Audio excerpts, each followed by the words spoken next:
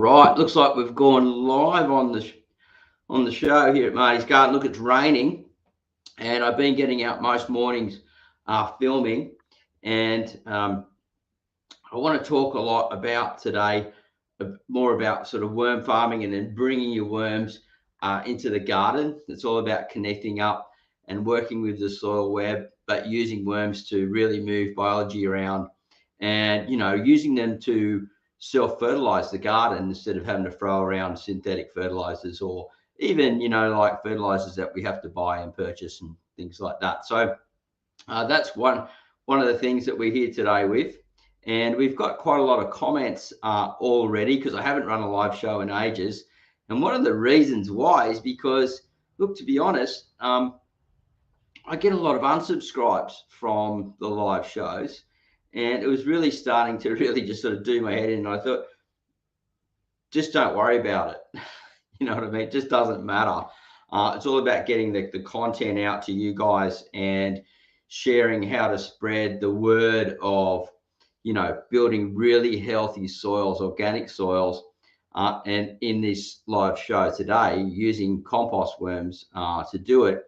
And even a little bit about talking about live worms and building the soil web and things like that. Now, Shirley's going to come in a little bit later. She's going to answer the question, not answer the questions, she's going to read the questions out for us. And so that'll be fun. She's at the moment just in the kitchen. You can see through that door there. And we might even have Mike Van Doozy from one of my favorite channels, Keep On Growing, and he may appear as a guest later on the show if he has time. Just chatting with him just briefly, just coming in from his garden. He's doing a lot of soil gardening now, as well as with his hydroponics and mixing them together. And it'd be interesting to just hear his viewpoint on the changeover of why he's looking at moving from staying with hydroponic systems, but also moving into soil gardening and using the living web to do that. Now, questions will go more towards the end. I'm using StreamYard today, which is a software I haven't used for a while. It's fairly simple, so we should be able to run the show pretty successfully.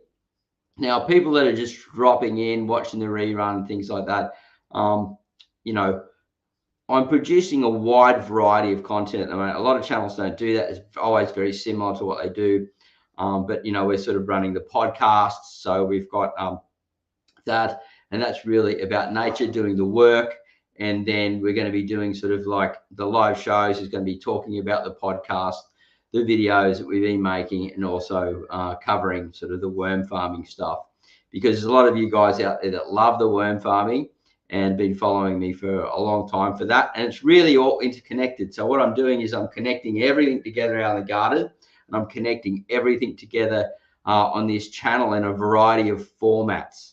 And that can be a bit dangerous because some people don't like some formats, things like that. So if it's something that you don't like, you don't feel like obligated to watch that style. You may choose to just watch the videos. You might choose to watch the podcast. You may choose to watch just the live shows, or maybe two or one of them, or or just one. So that's okay.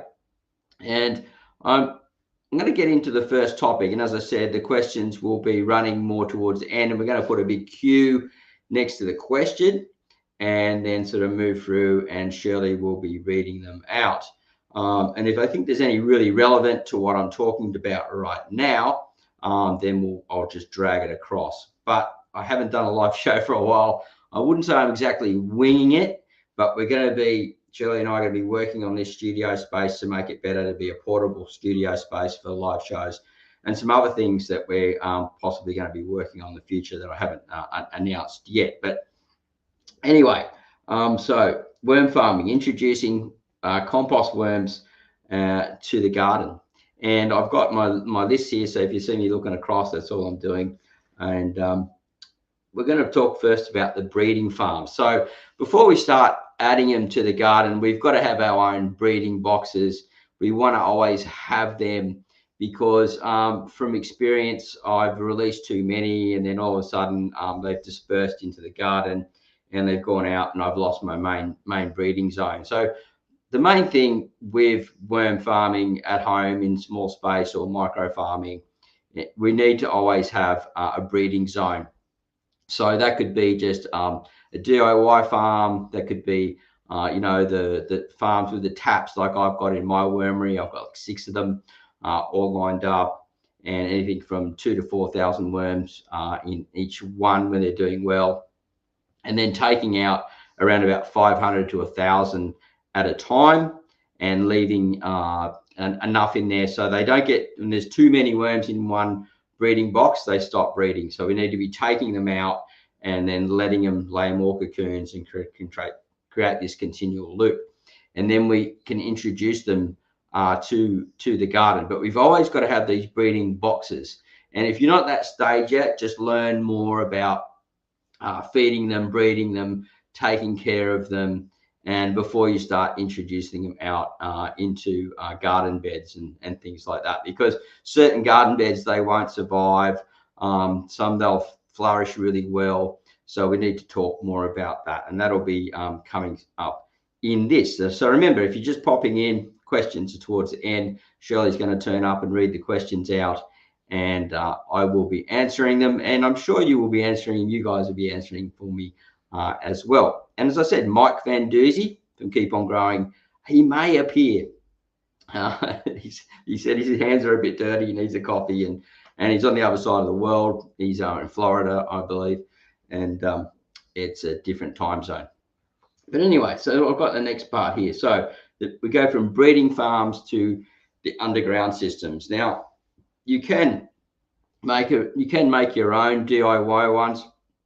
I really like the Sub Pod. That's a bought worm farm, and there are links in the description down there to get that with a coupon code from me, and you can get a good discount, a good 10% discount on any products there. But you can make your own. I just really like the Sub Pod, and I've got above ground farms that I make myself, but the in-ground ones, I just really like that system. So I'll be using those, but you don't have to. You can become creative and make your own if you feel you're pretty good at the DIY stuff. All right, so the underground farms, they once we've got our breeding boxes and we start introducing, say, 1,000 to 2,000 at a time, generally about 1,000 at the start, 500 minimum that we would introduce, just because we want to get used to sort of like doing that at first. It's sort of like a slow progression. We don't want to go in too quick, too hard, in case we've made a couple of mistakes, we forgot something, and it is a bit of a new learning curve.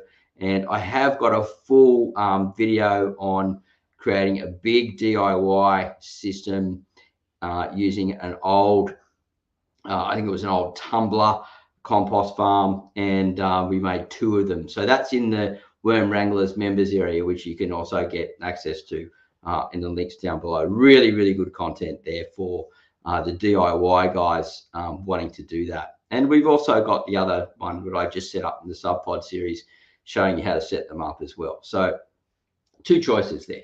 All right, so let's keep going here. And all right, so the underground farm. Now, I talk with some different gardeners and horticulturists and things like that, and they say, oh yeah, I love the idea, but it only spreads out. The worms will only go out so far, a few feet around, and the compost will only leach out so far. So it really only serves a very small purpose. And a lot of them say, I don't like it for that exact reason. But if you've been watching my content, you would know that I do things a little bit differently. And the way that I set them up is I create big breeding areas around the outside. So what happens is the mature worms will leave and out of the underground farms and will migrate. Like compost worms like to migrate. They want to get away from their babies, get the other babies to have more food, and spread for new breeding grounds and new food and things like that. And if they get eaten along the way, then that's just the way it is in nature. A bird will pick them up or whatever, but generally they hang below that sort of compost mulch line. So they're pretty safe in raised beds. So the next part is, the mulching around. So you've got to put really compost around the outside of these underground farms so they can move out in the compost, and a compost that's the same, very similar to what you've got inside the farm. That way, when they're moving in and out, they know that there's some similarity. Also, the bacteria will be similar. The fungi that's moving around through the systems, it's similar for that as well. So I like to use mushroom compost into those systems, and then a mushroom compost around the outside, or a blend of compost going into the farm and then around the outside. And if you can come out a couple of feet, wonderful. Now I've come out a couple of feet, a foot and a half each side, and put bales. So I've used, I think this is Sateria grass is the one that I'm using at the moment.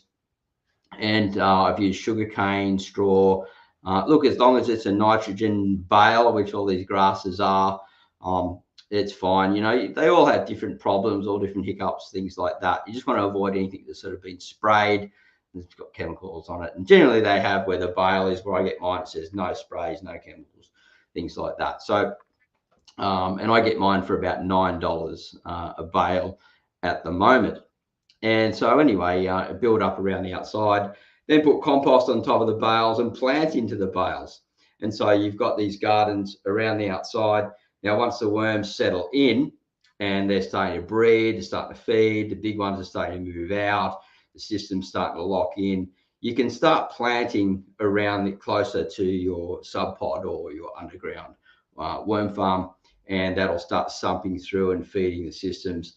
And you want to leave the dead roots of anything that you harvest around the outside in there, because the worms are going to come in and out and eat those dead roots and things like that. Now, the reason I know that is because the aquaponics guys had a problem when they were doing their first systems, that they had to keep pulling out plants, and then it was really a lot of work pulling out all these dead roots and things. So they discovered if they introduced compost worms, the red wiggler, into their systems, they were then eating the old organic matter and then laying castings in there as well and making it all more fertile.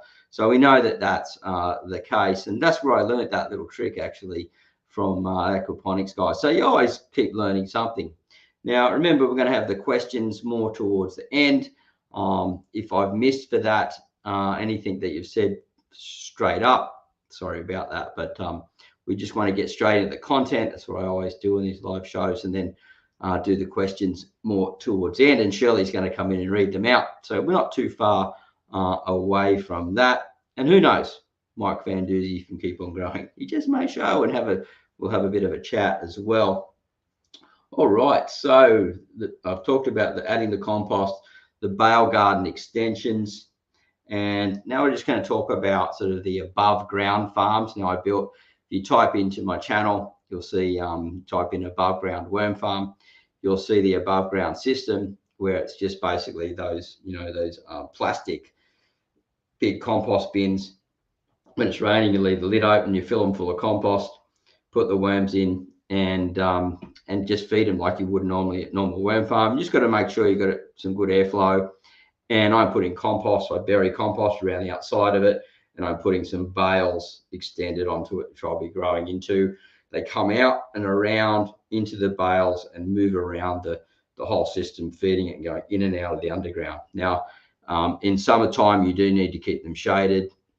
In the winter, depending on your climate, I put mine in so it gets a few hours sun, and then create this organic growing loop that we got going. So I get a bit thirsty talking non-stop like this. When you have a guest on, you can sort of break up your time and things like that.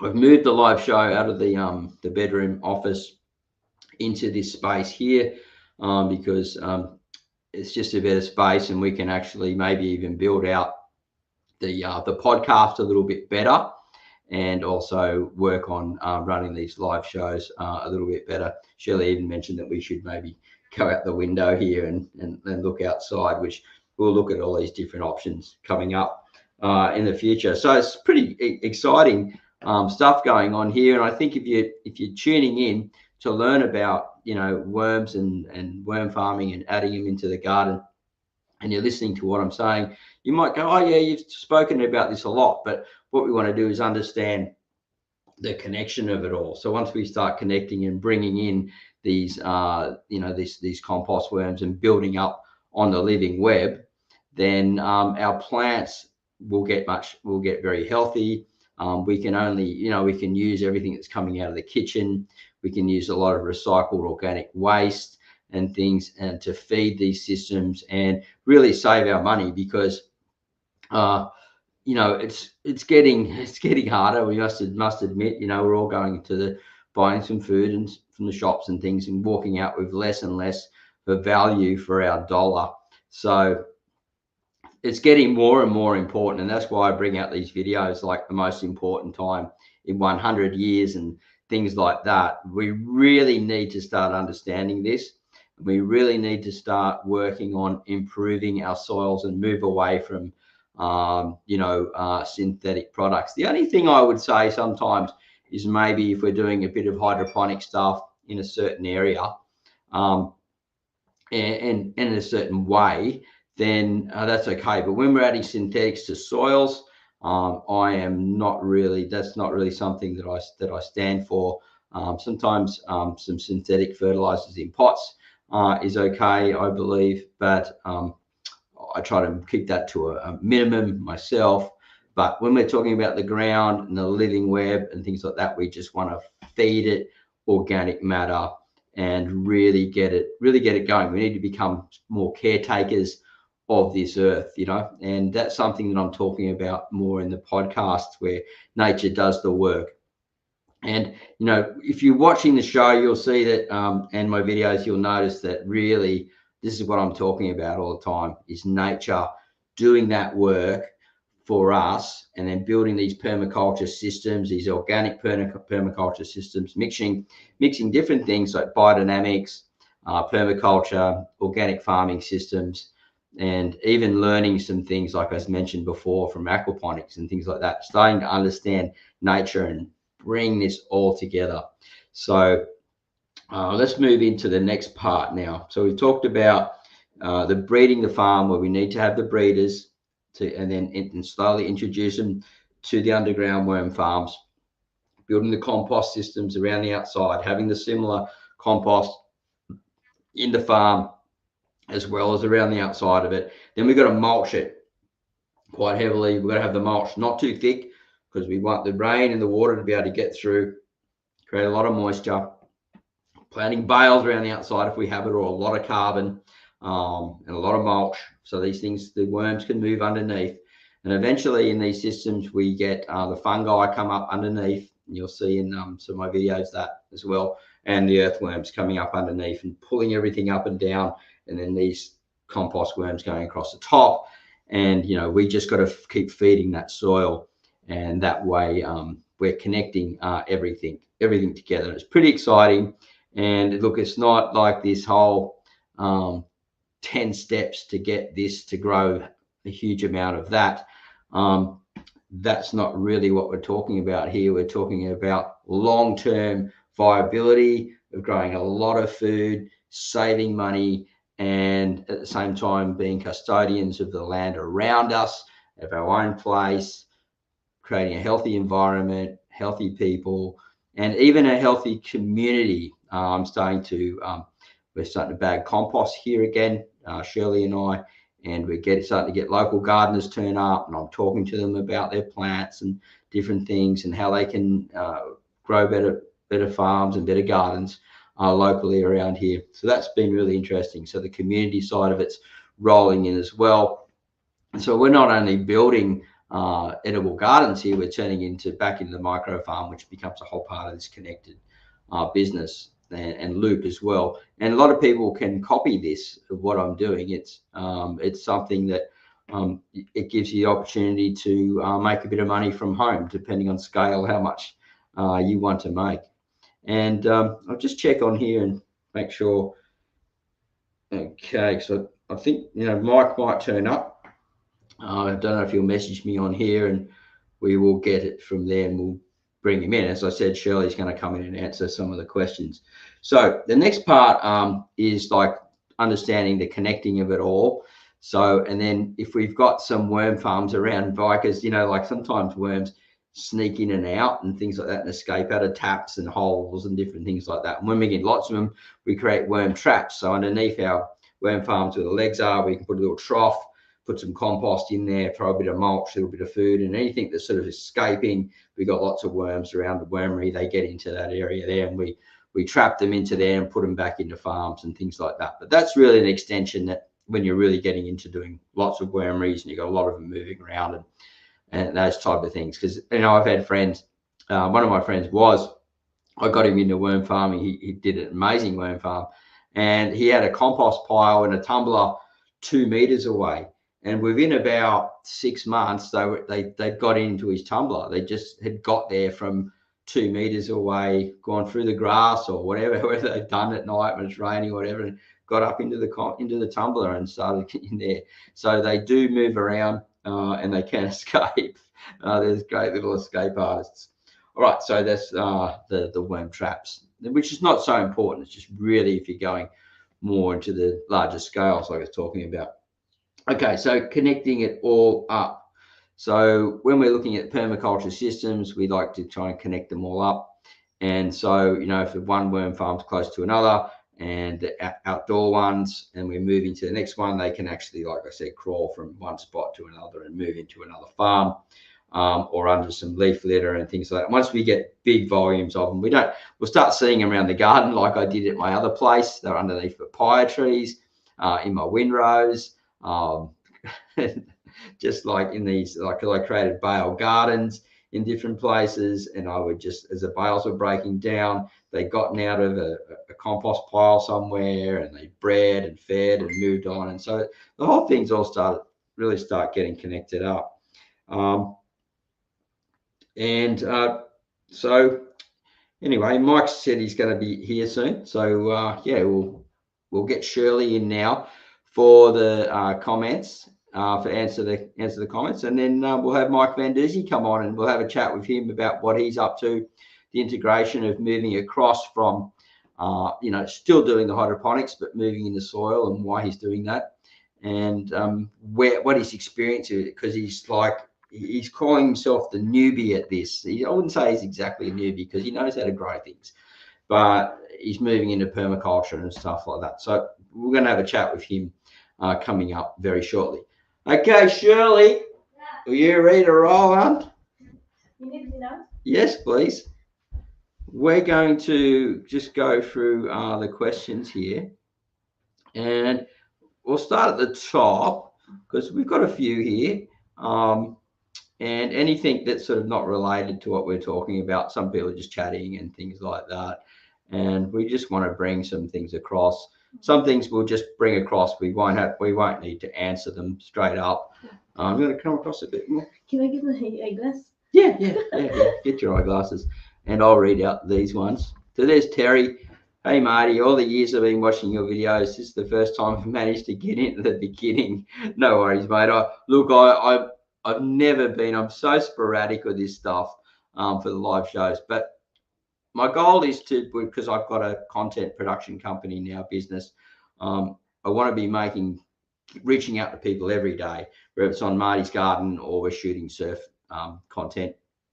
And, you know, it's raining today, and we've got a lot of things to do at home as well. And I just want to get out and keep getting this information out to people. I think it's really vital. So thanks, mate, for coming in, Terry. Grateful to Marty for inspiring me to get my YouTube channel started. Good on you, mate. The Greener Life. And some people saying hello to everyone. That's really cool. And they're all saying cheers all. And so I'm just going through the comments. And some people saying I'm running late. It's because we're setting it all up, and I was chatting with Mike and stuff like that. But it's good to see you all chatting here. And we'll go to this first one here. So remember, when you might have many questions today, so we'll just see how things roll out. But you can read this one out, huh? This from Jody and Tyler. Yeah. They said, I love my in-ground compost. I have heavy clay soil, and it has improved my soil so much and loosened it up a bit, and my plants love it. Wonderful. Well, thank you for sharing that, and we 100% agree. they work great. They just take a little bit of time, bit of patience, but that's good that it's actually improving the heavy clay soil. It must be moving through it and starting to open it up a bit. The green leaf gardening. It says every old viewer would know that there has to be the same amount of likes and viewers or more. Okay. And what do we got here? Green leaf gardening again. Green leaf gardening is so you should we say that the most complex questions? No, any question's fine. We have beginners all the way to super people that have been worm farming and doing this for years. So no, anything's, like we all start somewhere. So no questions regardless silly or stupid or anything like that. Here we go. Woohoo! I made it to a live show. It's 18 Bs. G'day 18 Bs. Terry Browning. Any question answered can be helpful to everyone in some area, complex or simple. Totally. That's just what we're talking about. And some people saying hello to each other in hello, here. Hello, everyone. Here we go. Let's go. This is a question here. Jody and Tyler. Hi, Marty. How many worms do you put into you above ground with worm farm? So generally, you can start off with about 500. Depending on how big your system is, you can actually go cheaper and buy like a bag of cocoons. It just takes longer. Depends on how much time you've got. If you've got a little bit more money or you've got big breeding boxes happening, you would move anything from sort of like 1,000 to maybe even 2,000 across. A sub pod, you can start off with 1,000, but sub pod actually recommends you start off with 2,000. So I would say, to answer that again, minimum of 500 in a small system, a bag of cocoons if you want to go really cheaply and just have a bit more time. And if you want to go straight in, hardcore, working in the garden really quickly, getting them working, 2,000. All right, let's go. Next question there, huh? How do we read that? 18 Bs. Rhubarb. Are rhubarb leaves okay to feed the worm beans? I've never grown rhubarb much, but look, pretty much all organic matter other than, say, like cheeses and meats and things like that, and some onion, some orange peel. Most of the leaves are really fine. It's probably just more like if you're going like big, large shallots and, those green onions and things like that, that family, stay away from that. But rhubarb, I don't see why not. I would say yes. Okay, from Cheryl Hawker. Hey guys, Marty, I was gonna message you. Need to know, how do you do the egg, cardboard, and coffee? Cool, great question. We do that a little bit in the cover that a bit in the Worm Wranglers members area, like a more in depth. But I'll do the best I can to answer it via speech here without having to show via video. But if we get some type of cardboard and we soak it down and we get coffee grounds or any type of nitrogen, we can actually soak it into the cardboard, then put it on layers on top of the worm farms and let them come up and feed on it that way. So that's the basics to the simplest. If you've got any more questions, Cheryl, on that, just fire away. Happy to answer them for you, and always great to see you in the chats and in the comments. And so thank you for your support. Victor Ibarra. Adding chitin to your adding chitin to your worm farm will make top quality castings. Chitin, yes. Can you explain more about chitin, please, Victor, in the chat there? That would be really, really helpful. I couldn't find it. Okay, Cheryl, we'll just I'll see if I can find it for you at some stage. But basically, what I just said, that's basically it. So you just, if you've got your egg cartons, because they've got little cups in them, you can just pour your coffee grounds in them and just a little bit of water and just sit them on top, and it will just soak through. And so that is really, really simple. That's all you got to do. There's not much to it more than that. Okay, let's go here. Green leaf gardening. What stuff can I add to my bin to make the best possible worm compost? Compost. So that's the bedding. It's all about the bedding, because they eat the bedding, and then just a wide variety of foods. That's because we're actually making a worm cast compost at the same time. So yeah, if you can get a good quality compost, if you can't, just go for an aged mushroom compost. That will get you really good results. I like to keep it as simple as possible because we overcomplicate things as people quite a lot. And that's Keely, that's Mike's wife from Keep On Growing. Hey Keely, nice to see you here. Art is fun. If you're into art, go and check out Keely's channel. All right, so we got seen it as it's nearly 1 a.m. Oh, that's early. And it's Terry Browning. Have put rhubarb leaves in compost and found many escaped worms in it with no harm. Have not used them in my worm farm. Yeah, so like I said, I think they're totally fine. They're quite a big leaf, so it would break down smaller.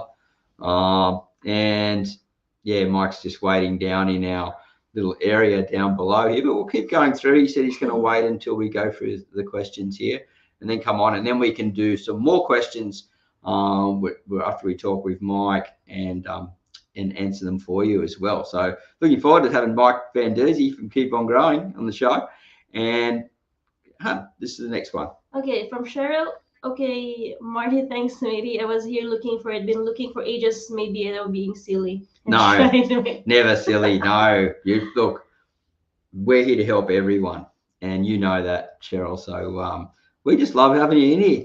So and you know you're getting great results, and we just send our prayers your way as well. Bob Star, I've got cockroach in my worm farm. Is that a problem? Hi from New Territory. Yeah, I think that's so Northern Territory.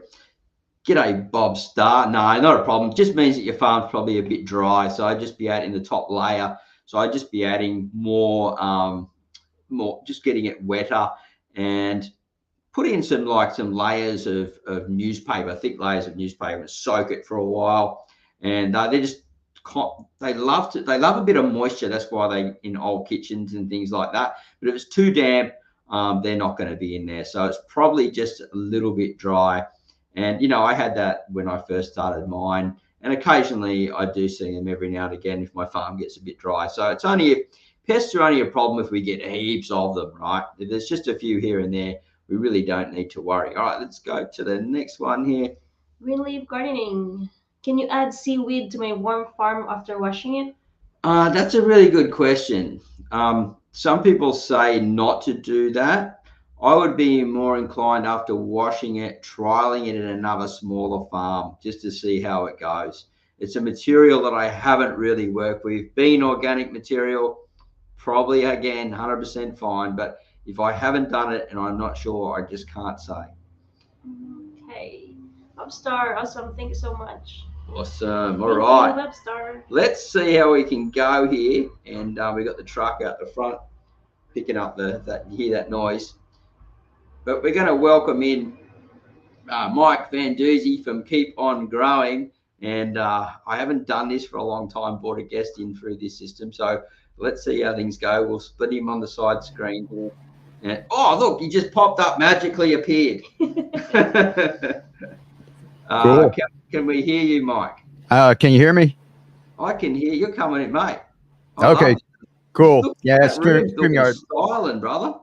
Hey, let me know. I've got an air conditioner running right here. It's like 95 degrees, and I'm out in the garage. So if I need to, I can turn that off. Yeah. So you messaged me before. Said you're cooking and I'm freezing.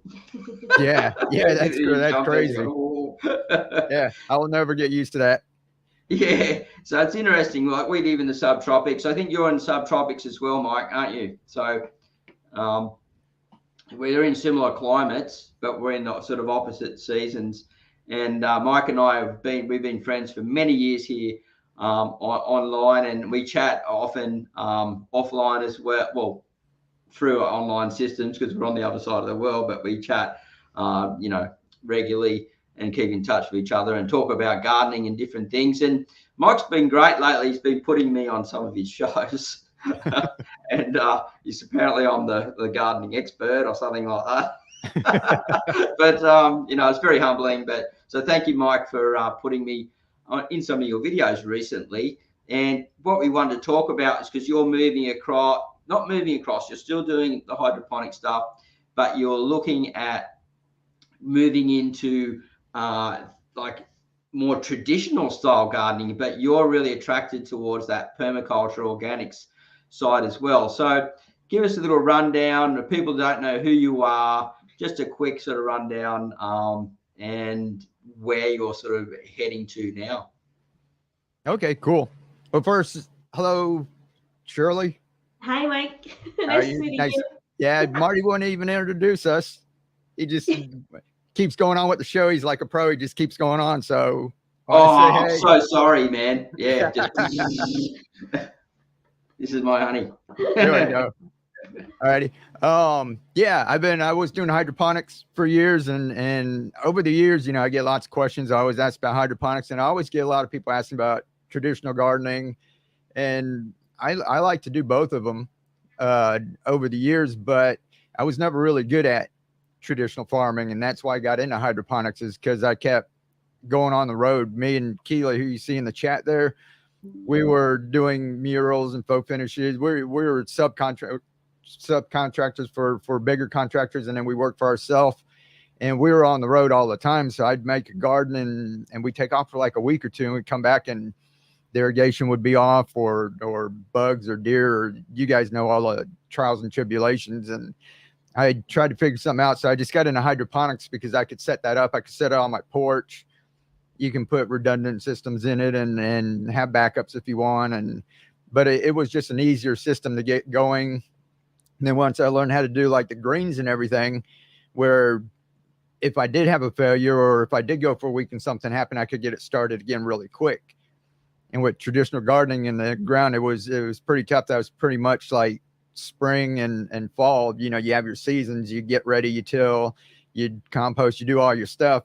And if something goes wrong, you're kind of done. You can fix a couple of things, but with the greens, I learned how to do it over and over. So I got used to doing that system. And I just had like lots of people asking about doing the other stuff. And I've been thinking about it for a while. So I said, why not give it a try? Because somebody asked me because I keep saying hydroponics, if you know, there's like a huge learning curve, like real hydroponics. If you get into, there's a lot of equipment you have to buy. There's all kind of meters and testing and balancing things out. And I do it really cheap and easy, and I don't do any of that stuff. It's just put nutrients in water, and that's why I like doing a fast maturing greens, and that way you can do it over and over, and you don't have to sit there and adjust things and worry about, you know, most of the stuff that traditional hydroponics people worry about. And they were asking me, well, can't you do that with traditional gardening? And I was like, I don't know. I tried before, but I couldn't. So I said, but I've learned a lot of stuff over the past 10 years doing the hydroponics. I was thinking, why don't I try something, try to simplify some things? And like Shirley said, in the Philippines, where the ground's so fertile and they just stick stuff right in the ground and it grows. And you know, I kind of would, you know, that would be like a dream, you know, for most people. And the people who are gardening out there doing the worm farms and everything, it's trying to improve your soil and trying to grow food. And down here in Florida, you know, some people, you either work really, really hard at it, or they just give up, because we just have pure sand, you know, just like being at the beach. It's like dirt mixed with sand, and it's really tough to grow anything. So I want to take my backyard. It's not a huge place. And that's why I like what you do, Marty, is small spaces and keep things manageable. You know, it's not, it's a dream to have a huge farm and get out there, but that's a lot of work in that too. Yeah. So I think, you know, if we can make things possible for just about anyone, because most of us, you know, we work, we do other things. We don't have, you know, full-time commitment to a garden, you know, where we can simplify things and grow some of our own food and become more self-sufficient. You know, I think that's a goal that a lot of people out there, you know, want to strive for, but it doesn't seem like it's really easy. You know what I mean? Yeah, it's not always achievable. Yeah. So does that kind of sum it up in a nutshell, or? Yeah, for sure. Boy, I know your story, see? So for me, it's, you know, right. Yeah, it's, you know, like, I like this. I like the story because, you know, like I said, we've been friends for a long time, and we talk about lots of different things, not only just YouTube, but we talk about gardening as well. And, you know, I think it's really cool what you did, like, because you didn't have the time and you still grew fresh food, you know, and this is where people get caught up. They just, you know, and I can understand they just want to do one thing. They just want to do organics. Or they just want to do hydroponics, and that's okay. But I think, and I've always been an advocate for this, because some people would say to me, oh, but, you know, it's like this and it's like that because it's hydroponic. And I'd say, well, you've got to look at it this way. Most of the stuff that we buy, or the lettuces and tomatoes and different things out of the shops here where I am, and I'm sure it's the same as you, they're all hydroponic, and people don't realize, you know, the tomatoes, the lettuces, the leafy greens, most of them are.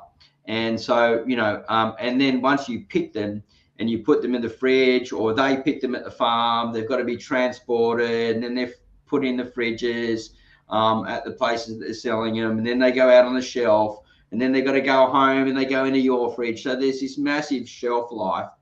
And every day from as soon as something's picked, it's losing what they call life force. The Chinese call it life force. And so it's basically losing its nutritional value. And so when we're growing it like how you are, you're grabbing it right then and you're eating it right then. So the nutritional value is much higher than, say, grabbing it from a supermarket or anything like that. So to me, I think if that's the only option, you're better off going in that direction. So a lot of people have been lucky to learn a lot from you on that sort of stuff, but now you're moving it, so you've got the whole thing sussed, the whole hydroponic thing sussed. You've got all these systems in place. They're very simple, like you said, and a lot of people can just follow along and do that, but they can actually do both if they want to. Have you ever done any hydroponics, Shirley? No. Basically, never. Yeah, so basically, like, you guys just stick things in the, I've seen it done in Asia, right? They just basically grab a plant, dig a hole, put it in the ground, and these things grow, man. And like, the papayas are massive and that. You just go, how'd you grow that? I just stuck it in the ground. Yeah, there's a little bit more to it than that, but, you know, but it's, a lot of these places, the volcanic soils and the high rainfall, they're so blessed, you know, to have those food systems put in place. I even got hard time from her family saying, oh, is that all he's got in the garden? Is that all it is? I thought it was even bigger. And they go, and then I've seen Shelley take me a tour of their garden, and their one's bigger than mine, you know. They go on everything. And so they're very self-sufficient in a lot of ways. And now you're moving, so you're keeping your hydroponics growing, you've got it systemized, you know how to do it well, and you're moving across into soil. So tell me where you're up to now, the experience that you're having with it. We've just got a big truck going past, it'll be gone in a second. And so tell me where you're up to now, and any what you're learning, and any trials and tribulations that you've come across at the beginning. Yeah, first thing we did, well, Keely, like Keely just mentioned over there, we relocated her strawberry bed, and we had that there for years. Anything that we had in the ground was just like passive, just like we said, we just put it there. The only thing we had was like irrigation, a little drip line. So we wouldn't have to water it all the time, but never fertilize it or anything. And we had like moringa growing. We had any little plant that we're growing in the hydroponics. If we had like extra and we didn't know where to put it, we just stuck it in the ground over there. And we want to turn it into a raised bed. So we found out Keely can't eat strawberries. So we decided to pick it up and relocate it somewhere else where the birds can go over there and eat it, and the squirrels, and it kind of attract them a little bit farther away from the garden. And Keely was digging through it, and there was all these earthworms and that in there. She made me go grab the camera. She's like, show Marty, show Marty. Awesome. But yeah, so she was tickled about that. But what we're doing is we're starting with a couple raised beds. We're starting no-dig gardening because, like I said, we have sandy soil. So we're just going to put down cardboard, throw down a little compost, potting soil and that, and get things started just so that we can grow a little bit of like what you do with the microgreens and a rocket, and where you can just start off like that and have some results. Because if you just try to start something from scratch, it's going to take like years. You're probably going to get discouraged. You got to like at least be growing a little something, and you know what I mean? So So we'll still have some greens growing, and then we're starting a couple of those beds, but the entire area itself, when we're talking about permaculture, there's varying degrees. And that's why I asked questions and asked my audience what they thought about like permaculture. And it was, you can go like in either direction, and I'm going to have like varying degrees of everything. But, you know, some people think permaculture is just like a big food forest where you have, you know, different things growing, and weeds, and, you know, that you just got everything just kind of growing with nature, and you know, you've got all of your fruit and veggies and stuff growing. And then there's other people on the other side of the spectrum that are doing it as design work. And then you actually go in and they'll design your yard and create spaces and have like places for insects and butterflies. And they'll have another section with taller trees, your fruit trees, fruit and nut, and then the lower canopy, bushes, and then stuff on the ground, and what grows good together. And they'll kind of map it all out. So that's kind of like really structured. I'm somewhere like in between. I'm like not that organized. If you ever see my channel, you know, I don't get real organized and map everything out. I would just get stressed out. I just like to go out there and do, but I don't want the backyard looking like a jungle. So I'm going to be somewhere in between. So my real passion, what I really want to do, and what I'm trying to figure out, whether I grow food or not, I can do with hydroponics. So I know I can do that. So that's why I love doing this. And this is what I want to show people too, is because we see all these things, like, especially on YouTube, like, you know, how to do permaculture or be self-sufficient and all these things. And we go out and we watch all these videos and we try to do a bunch at one time. And it's like my brother and my sister-in-law would decide to go on a special diet.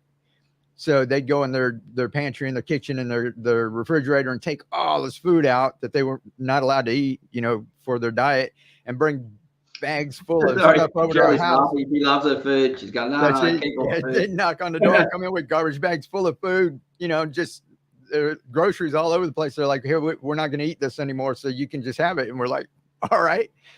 And then like 2 weeks later, they'd be back at the store buying all the stuff they just gave us. Right.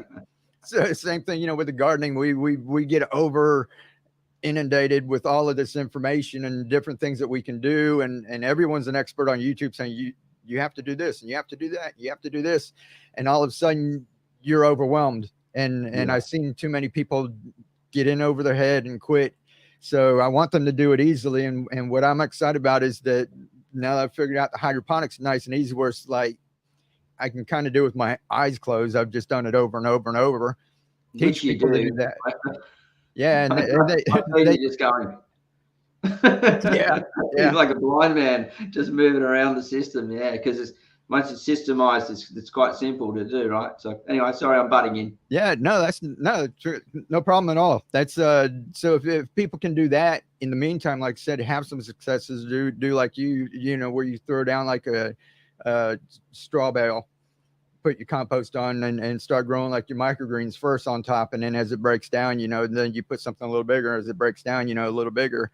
And instead of like thinking I'm going to turn my backyard into a food forest, you know, within the next couple of months, which, you know, isn't possible, at least you can have like little successes along the way. So I hope I can show people, you know, that if you can do like these systems, if you want to do a little hydroponics, or, you know, if you want to do like straw bale, no dig, you know, we'll have all these easy systems for you to get set up to have immediate success. But then in the back of your head, think long-term, I want to change an entire soil profile in my backyard to be more, you know, like a living soil instead of just a sand pit. Yeah. So are you growing any fruit trees as well, or? We planted a couple. So Yeah. I started with loquat, and I don't know if you've ever seen those or know what they are. They're like native over here. And when I was a kid, we would be climbing in the trees all the time, and that was like candy. We didn't, you know, we weren't up at the store all the time. Basically, we had to get allowance to go buy candy and stuff, and we had fruit trees, and that's what got me thinking about all this, was just all the different trees that we had. Just like Shirley was saying, you know, we just have stuff growing, and my mom didn't know anything about gardening or fertilizing or composting or worm farms or or anything. And the only thing she did was she dumped a little pickle juice on her gardenia bush once in a while, but never did anything. We didn't have a shed full of like amendments or a tiller or anything, but we had grapefruit and avocados and mangoes and loquat and limes and just stuff just growing everywhere. Must have had some okay soil and like in that on that patch where you are, because soil basically some places, you know, like here, we've got heavy clay, and so you can go up the road 500 meters and it can be different again. And also where they've come in and done built estates and things like, they come in and dump soils and they take soils away, and you know, and so sometimes some really fertile places they steal the soil and then replace it with something really bad. I've seen that done firsthand. Right. And so, you know, it can be, someone could have sandy 200 meters sort of east of us because we're getting closer to the beach, and then you get closer to rivers and creeks and things, and then that can be different again because the soil has moved down from the mountain down and then spread out, you know. And so we can get lots of different patches of soils in just in one suburb sometimes. But, you know, what I'm basically teaching and we've been talking about for you is just like feeding that soil system and just slowly building it up, because most of us aren't blessed with good soils like Shirley's family. That's just the honest truth. Right. So you're planting, are you planting some perennials as well? Because we're talking about permaculture stuff here, and that's right. The perennial systems is planting things that grow for years onwards, whether they're like a perennial spinach or something like that. And that saves us, like we're talking about doing things easily, then we can save time on that because we plant it once, we take care of it, we take care of the soil around it, and it can produce food for years. Just before we get in, cover that, what do you know about perennial plants? Perennial plants, like a plant that is an edible one that will grow for years that you just keep on eating. What would be the most popular one? String beans. String beans. And eggplants and tomatoes. Okay, so they're really more annuals because they grow once, and then I'm talking about something that might produce food for 4 years. Or do you have a tomato plant that just grows for years at your place? No, not really. Yeah. So maybe kangkong, would that keep on growing right through the whole year? Yeah, kangkong and the sweet potato like that. Sweet potatoes and kangkong. Mm-hmm. Yeah, so that's some pretty good ones. Kangkong's illegal in your state as far as I know. It's not here. But that's a leafy green that grows. It's a water, you know, it loves a lot of water. It's a sort of like semi-aquatic. That's one of my favorite plants. I find sweet potato really takes over in my yard, but we're going to probably do a sweet potato crop coming up. So that's a good one, Mike, that you probably would do really well at your place. Would be a sweet potato crop somewhere. Right. Do you eat the leaves on the sweet potato? Yeah. I've had a nibble on the tips and things like that, but apparently they, like in the Pacific Islands, they eat a lot of them in certain parts of Asia. Do you eat the leaves of sweet potatoes? Yeah. It's good. Yeah. Well, that's why it's a good plant to have. And like you said, you don't have to harvest all of them, and they can keep coming back, or you can you can save the sweet potato and cut it, grow some slips for the next year. But that's an awesome one. Like Victor said, don't treat your soil like dirt. Yeah, let's go into some questions here. Shirley will read them out. So before we, I'll just ask if anyone's got any questions for Mike. They can put them down in the comments box. We usually run about 30 seconds to a minute behind, so we'll keep chatting for a little bit, and then we'll see some things appear. And we'll sort of like stop and start for a little bit, Mike, and just let us know if you need to go. We've been running for nearly an hour. We don't normally go much longer over that. For some reason, this truck's done third lap. It's third lap. It's only supposed to come down the street twice. Yeah, well, we can't missed the bin. Yeah, we can't hardly hear them because the StreamYard does echo cancellation and stuff in the back. So I can't hear it. Oh, that's good. That's good. Yeah, they filter it out. That's why, like I said, I've got an air conditioner like at arm's length here running. And so, yeah, we don't even hear that truck going by, or at least I don't. Yeah, cool. So let's get this across. We'll get the first one here. Shirley can read them out. That's from Artist Fun. Yeah, that's Keely. That's Mark's wife. Mike's wife. Sorry. Okay. Hi, Kitty. Keely. Oh, hi, Keely. She said, we worked for interior decorators too. Yeah, this is when the story we were talking about before. right at the beginning when we introduced Mike in. So let's see what else she's got to say. All right. She said, "You would be so proud of us for having many healthy worms just by following your advice. Mike took some video of them when we relocated our strawberry bed." Yeah, that's what he's talking about before. I'm looking forward to seeing that and some more from Keely here. "I love the water spinach. Shame we can grow it where we live. It was delicious."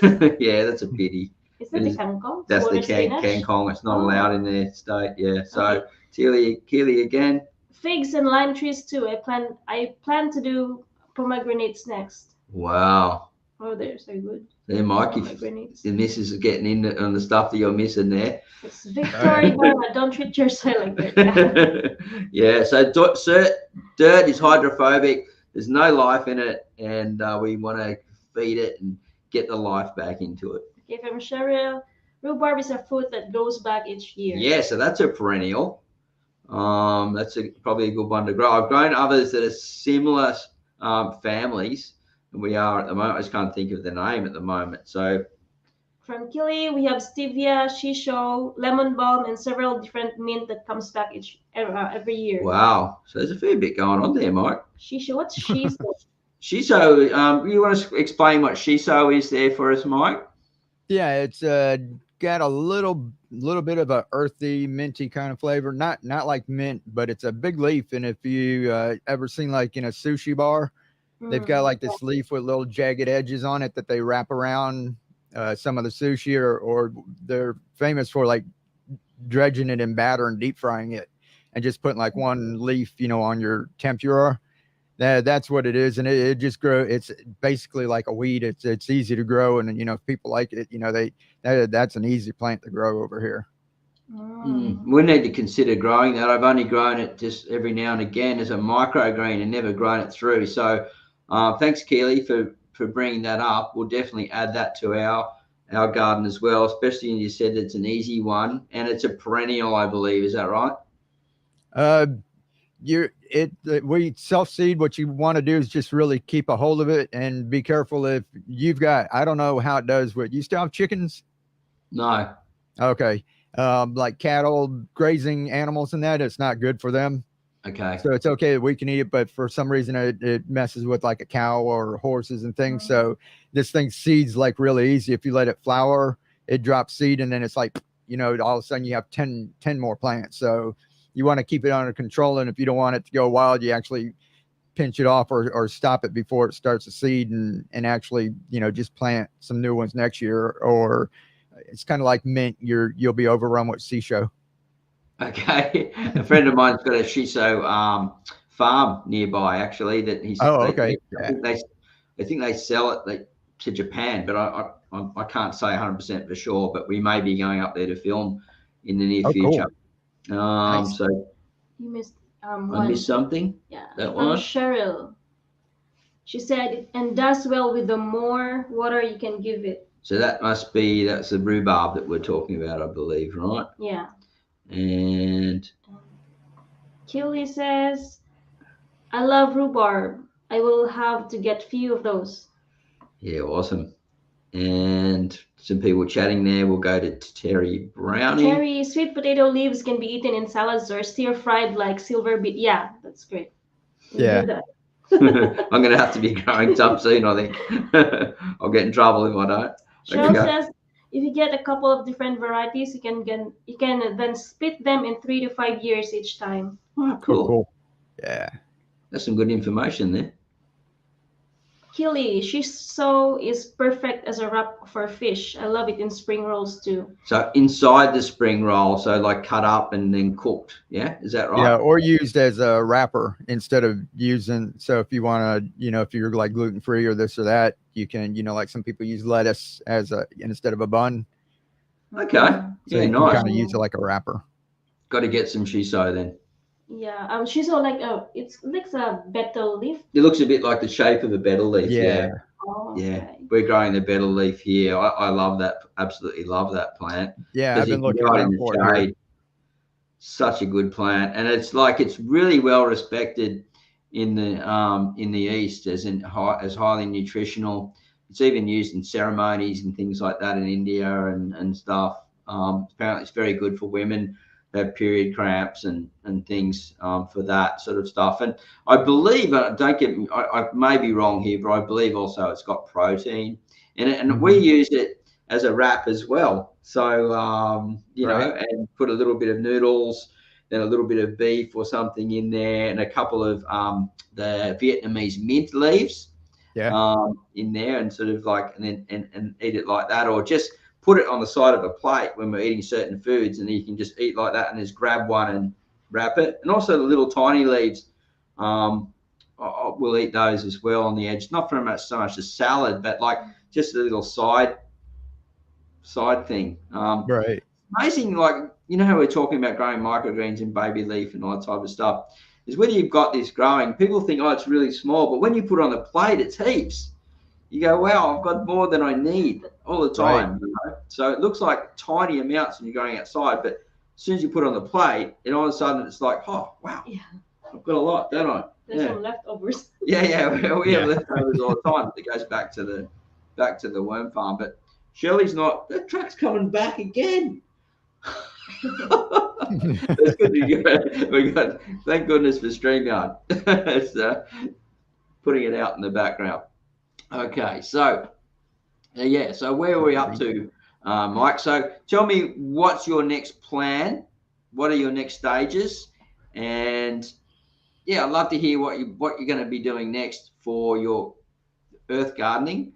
And well, first thing we did was I took the area we're going to be working with in our backyard. We left a little spot for the Chihuahua, and we decided to first thing we had to do was just cover the ground, because that's pretty much, you know, like our biggest problem is with monoculture and doing all the farming, is that, you know, we strip the land, throw all the stuff into the soil and plant, then they just tear it off. And back years ago over here in the States, we had something called a Dust Bowl, and it was just that the whole Midwest was all farmland, and they just left it barren in between crops, and like wind would come through like storms, and it was just like dust, like covered like states. It was just blowing around, and we've lost so much topsoil over here in the States that, you know, if people started doing more of their own gardening and started doing this, that's what I want to inspire people, is to take something that's bad. Like you said, one area can be barren and just really sandy, and the next plot over can be better soil. But if more and more of us take our little spots that we have and turn it back into like living soils and treat it right, then more and more, you know, that it's going to get covered up, and not just covered with grass. You know, we're not just irrigating grass everywhere, and that we're actually able to grow food. And then people are a little less dependent on, like, we're the Sunshine State over here. We're known for like citrus, us, and then on the West Coast is California, but we get a lot of our fruit shipped in from California or Mexico or South America. And that's why I said, when I was growing up, we had limes, grapefruit, lemons, mangoes, you know, that they were just growing wild. We didn't do anything. So we're able to do stuff like that here, but we're shipping fruit all the way across the entire country, you know, when it's possible. You know, why doesn't everyone have like a lemon tree in their yard or an orange tree? And we're all just sharing. Most people that I see around here will have like an orange tree, kind of like ornamental, and you'll just see all the fruit sitting on the ground. And they're not like, you know, they'll go out and eat one or two or however many oranges they can eat, and the rest just go to waste. And so that's why I got the loquat trees. It's I grew up in Miami, and that's what I was used to, grabbing them and just eating them. So it's kind of like nostalgic for me. So I'll be able to grow them, and then, you know, just going into my garden, even though it's not going to like sustain me because it has a short fruiting period, I'll be able to go out and make you feel good. And that's one, you know, thing that you got to enjoy, going out in your garden, having fun, getting your hands dirty. If you're doing that with hydroponics, my hands weren't dirty for like 10 years or whatever. Now I've got, you know, dirt all under my fingernails and that. So you're going out there, you're listening to the birds, you're relaxing, you're having fun. And if more and more people do that, and we start repairing the land, you know, it's not like going out and thinking like looking at like a state, like we have to do the entire state, but it's like each little plot, and every person like does their little part. You know, that looks a little more manageable. Like, I can take care of my space, you take care of your space, you take care of yours. And maybe, you know, that makes more of a difference on a, you know, countrywide scale, maybe even a global scale, as far as like, carbon offsets and stuff like that. So really, like, this is something that I've been trying to push for years. And without going off on one of my tangents, I got to be really careful here. But becoming a caretaker of our own little space is really important. And when we do that collectively, luckily because of the internet, we can reach a lot of people.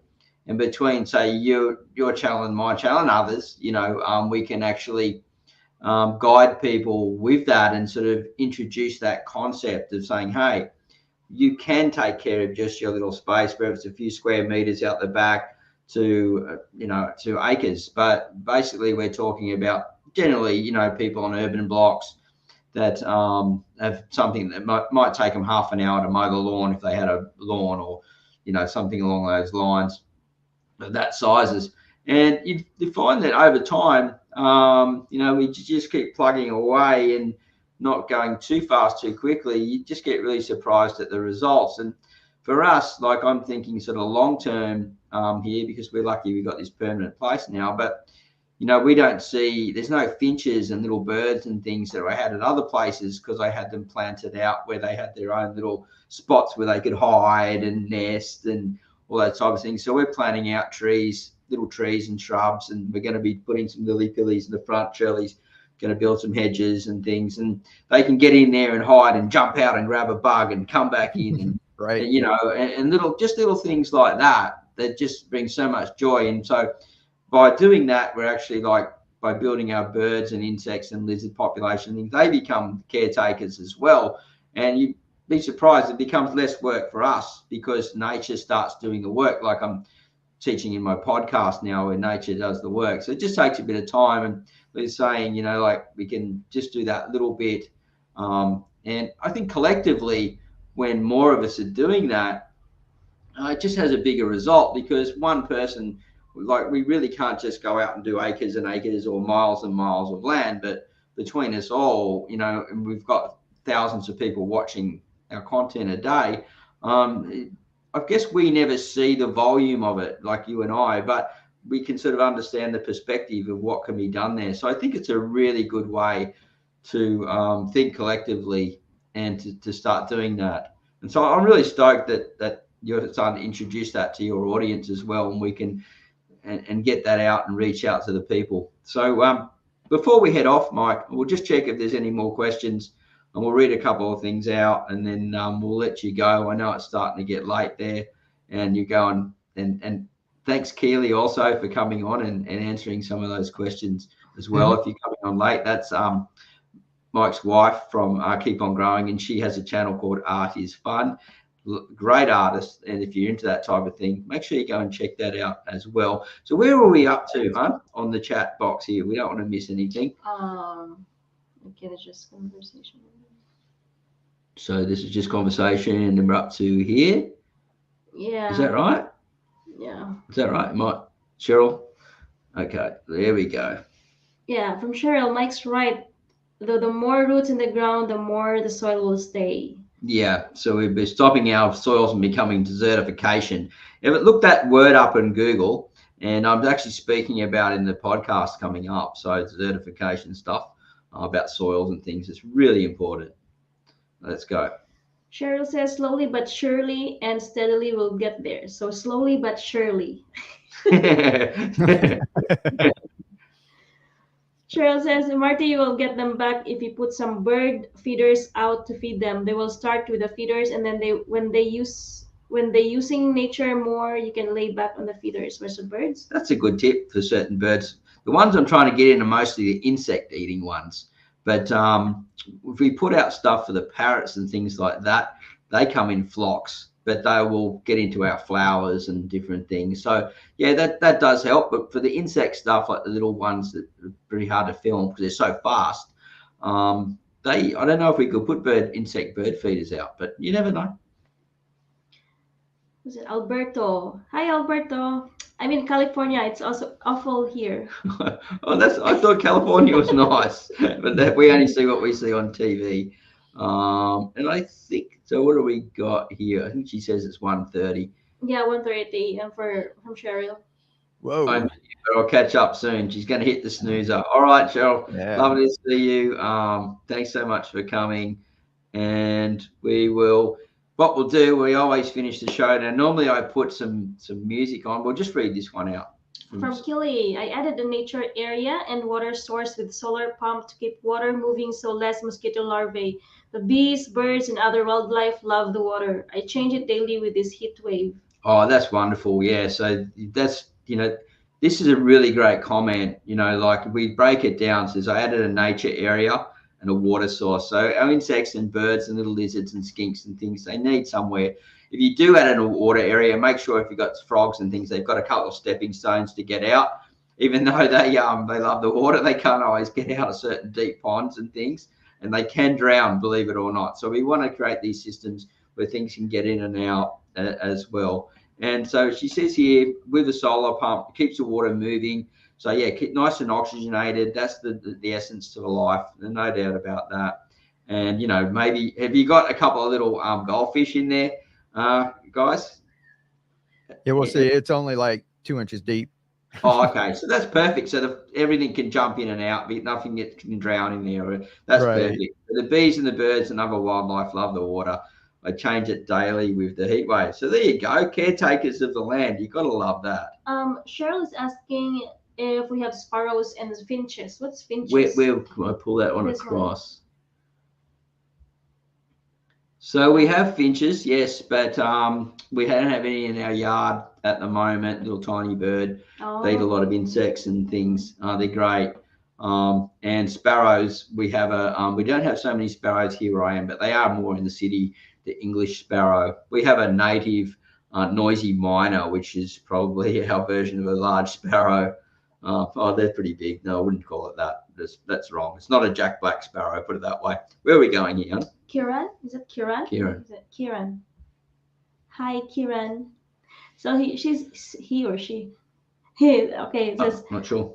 Okay, it says nature does entropy really well, better than we do as humans. Nature has had billions of years to work it out. We found a rock that burns. You don't want me to call it fertilizer. Yeah, that's true. We did do that. Thanks for sharing, Kieran. Where are we up to here? Yeah, I'm a huge garden nerd. Thank you, and see you at the next live. Thanks, Keely, for coming. Thank you, Keely. And what we'll do is we'll finish these off, and then we'll say goodbye to everyone.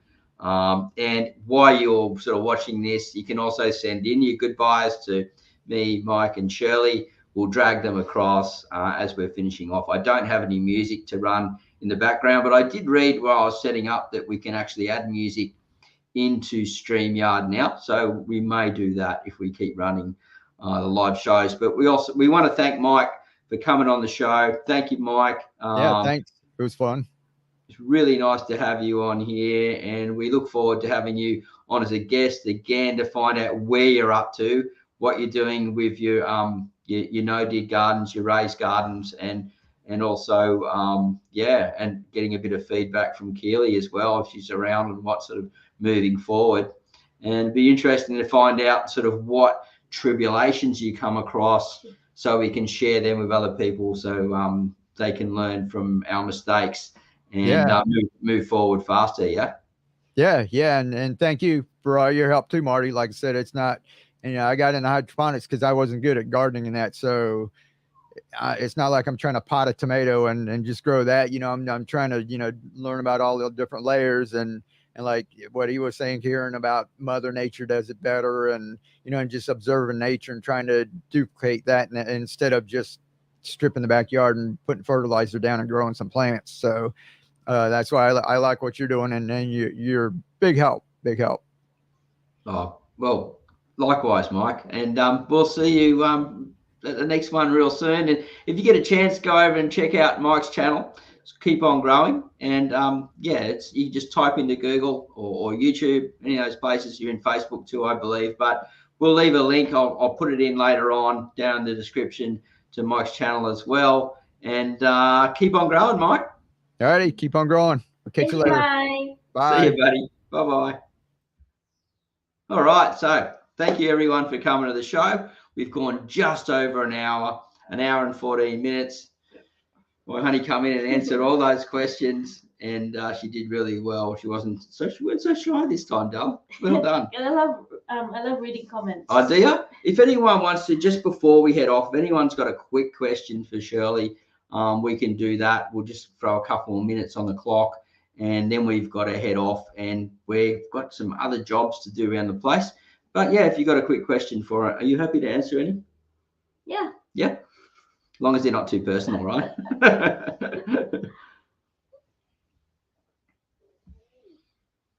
So, Alberto D, if livestock was managed properly, California would thrive. That's true. It's the same in Australia as well. A lot of people are probably leaving now, so we might just leave it for the moment and come back at another time. If you've got any questions for Shirley coming into the future, then because we have gone over a bit too long. So thank you everyone for coming just to watch the live show, and we've got some more videos coming out, and check out the podcast. So, you know, nature does the work. I think got 2 more coming up very soon. They've been produced. They're just going to be in the editing in the background, and yeah, we'll keep the content rolling out for you. Have a great day, everyone, and happy everything. God bless, and we'll see you at the next one real soon. Bye. Thank you, everyone. There's Keely there. Shout out Say goodbye to Keely. Keely, bye-bye. See you next time.